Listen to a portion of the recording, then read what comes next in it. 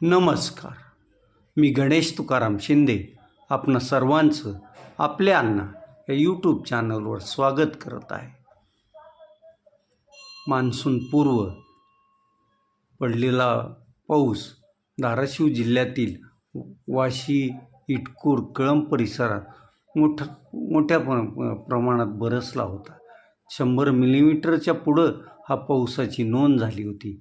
त्यामुळंच या परिसरातील म्हणजे इटकूर, भोगजी, बहुला, आथर्डी, पाथर्डी, सांगवी, कोथळा, बहुला आदी परिसरातील शेतकऱ्यांनी खरीपाच्या पिकाची पेरणी केली होती. त्यांची पेरणी केल्यानंतर हे पिकं पण चांगल्या प्रकारे उगवून आली होती. त्यात सोयाबीन, उडीद, मूग आदीचा समावेश होता. परंतु शेतकऱ्यांचं हे सुख पाहिलं गेलेलं नाही आणि गोगलगाई ह्या सोयाबीन आणि इतर पिकांच्यावर हल्ला करून उगवून आलेल्या ह्या पिकाचा फडशा पाडत आहेत. त्याबाबत या शेतकऱ्यांनी कृषी विभाग, जिल्हा प्रशासनाकडे तक्रारी केल्या आहेत आणि त्यांच्या तक्रारीची दखल घेत काल मुंबईहून विधानसभेचं अधिवेशन सुट्टी असल्यामुळं थेट आमदार कैलास घाडगे पाटील या लोकांच्या शेताच्या बांधावर आले. त्यांनी तिथली पाहणी केली आणि तिथूनच त्यांनी कृषी मंत्र्यांना फोन पण केले असं आपल्याला आढळून आलं.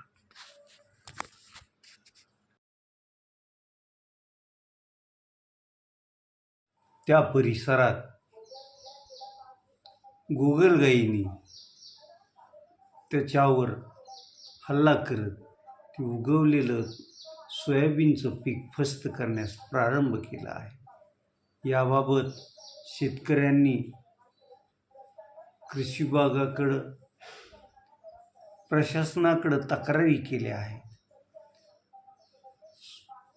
या परिसरातील उगवून आलेल्या सोयाबीन गोगलगाई फस्त करत आहेत हे वृत्त धाराशिव कळंबचे आमदार कैलास घाडगे पाटील यांना समजताच ते काल थेट विधानसभेचं अधिवेशनला सुट्टी असल्यामुळं थेट या परिसरात बांधावर गेले.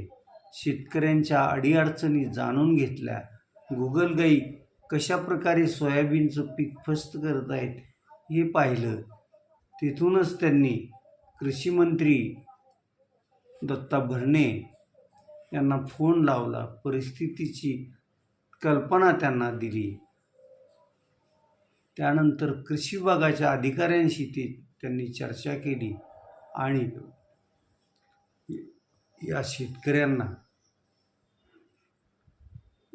शेतकऱ्यांच्या झालेल्या नुकसानीचे पंचनामे करा, या शेतकऱ्यांना दुबार पेरणीसाठी योग्य ती मदत करा असं त्यांनी कृषी विभागाला सांगितलं. एकंदरीत पाहता तिकडं मुंबई, कोकण, विदर्भ, पश्चिम महाराष्ट्रातील काही जिल्हे इकडं धुवाधार पाऊस सुरू आहे आणि इकडं मराठवाड्यात मात्र पावसानं हात आखडता घेतला आहे असंच दिसतंय. हा निसर्गाचा तसा पंक्ती प्रपंचच म्हणावा लागेल, कारण सर्वच जणांना पंक्तीत बसलेले सर्वच जण आहेत, त्यांना वाढायचं काम निसर्गाचं आहे. परंतु निसर्ग सर्वत्र सारख्या प्रमाणात पावसाचं वाटप करत नाही. मुंबई, पुणे, इकडं कोकण, पश्चिम महाराष्ट्र या भागात धुवाधार पाऊस पडत आहे, तर मराठवाड्याला मात्र पावसानं आकडता हात घेतलेला आहे. आज मुंबई आणि उपनगरात सकाळी पाऊस थांबल्याचं वृत्त आहे, पण काल रात्री पण मुंबई आणि उपनगराला आणि आसपासच्या जिल्ह्यांना धुवाधार पावसानं झोडपलं होतं. त्यामुळं आज सकाळीही मुंबई आणि उपनगरातील सकल भागात आणि इतर शहरात पण पावसाचं पाणी रस्त्यावर असल्याचं दिसून येत आहे.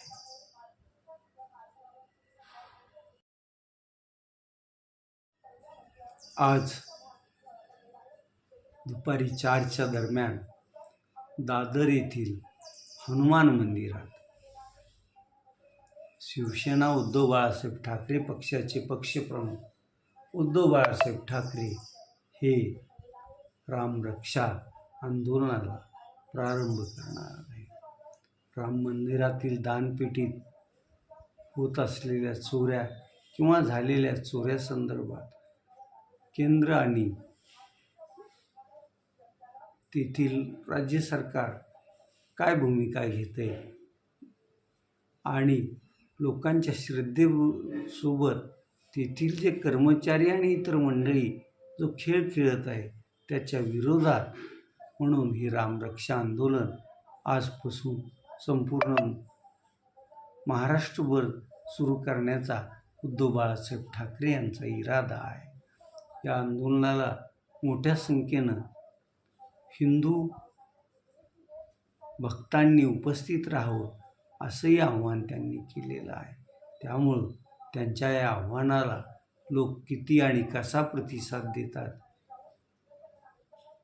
मोठ्या संख्येनं उपस्थित राहतात की नाही याकडं मुंबईकरासह महाराष्ट्रातील जनतेचं पण लक्ष असणार आहे.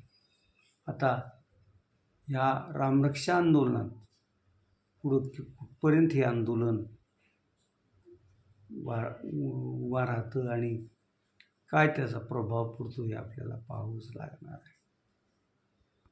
खरीप पेरणीला पावसानं हात आकडता घेतल्यामुळं बऱ्याच ठिकाणी उशीर होत आहे. साहजिकच त्यामुळं खरीपाचा पीक विमा उतरावा की नाही याच्यात शेतकरी वर्ग आहे. तसं आजपर्यंत धाराशिव जिल्ह्याच्या मर्यादित पाहिलं तर 2020पासून गेल्या वर्षीपर्यंत पीक विमाचं जो नुकसान भरपाई शेतकऱ्यांना मिळायला हवी असते ती हवी त्या प्रमाणात मिळालेली नाही. काही वर्षाची पीक नुकसानच मिळालेलं नाही. त्यासाठी शेतकऱ्यांना न्यायालयाचे दरवाजेही ठोठावे लागलेले आहेत. न्यायालयाने निकाल देऊनही अद्यापही काही कंपन्यांनी पीक विम्याची नुकसान दिलेली नाही. त्यामुळं धाराशिव जिल्ह्यातील शेतकरी पीक विमा उतरवतील की नाही याबाबत पण साशंकता आहे. तसं राज्य शासन आणि केंद्र शासनानं शेतकऱ्यांसाठी या विमा कंपन्यांना शेतकऱ्यांच्या हिताचे निर्णय घ्यायला लावले पाहिजे. परंतु केंद्रात आणि राज्यात भाजपचं सरकार असूनही पीक विमा कंपन्यावर त्यांचा काही अंकुश नाही. त्यामुळं त्या कंपन्या मन मानेल तसं निर्णय घेतात आणि शेतकऱ्याची लुबाडणूक करतात. असंच आत्तापर्यंतचं चित्र दिसून आलेलं आहे. आणि हे चित्र बदलण्यासाठी खऱ्या अर्थानं शेतकरी पुत्र म्हणणारे सत्ताधारी आमदार खासदार यांनी सत्तेत असलेल्या आपल्या पक्षाच्या नेत्यांना याकडे लक्ष देण्यास भाग पडावं लागेल. त्यावेळेस कुठं शेतकऱ्यांना योग्य असं माप त्यांच्या पदरात पडेल असं दिसतंय. आता इथंच थांबूया. तुम्ही आपल्या यूट्यूब चॅनल सबस्क्राईब करा, लाईक करा आणि कमेंट्स पण नोंदवा. धन्यवाद.